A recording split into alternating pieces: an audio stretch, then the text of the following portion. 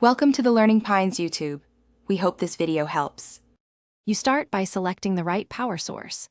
Use the Xiaomi-supplied charger or a PD-compatible 18W or higher USB-C charger and a high-quality cable.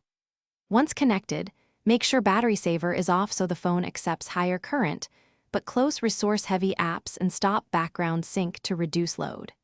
Then immediately lower screen brightness to around 10% and switch to airplane mode. This reduces power draw and lets the phone convert more incoming watts into battery charge instead of running radio. Once the phone is idle and connected, enable any fast charging or quick charge option in settings if present, and confirm the USB configuration is set to charging rather than file transfer. Make sure you're not using wireless or reverse charging during the session and remove accessories such as smartwatches that draw power. Place the Redmi 9 on a hard, cool surface. Heat throttles charging, so the battery management system allows maximum current safely. Keep transitions smooth and monitor temperature for the first few minutes. To finish, aim to unplug around 80 to 90% for best long-term battery health, but if you need a full charge, 100% is acceptable occasionally.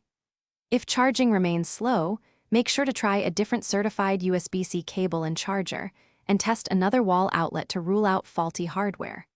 If the phone gets hot, stop charging immediately, remove the case, allow it to cool for 10 to 15 minutes, and then resume. That single troubleshooting step prevents thermal throttling and restores faster charging. Thanks for watching. Consider subscribing if we helped you.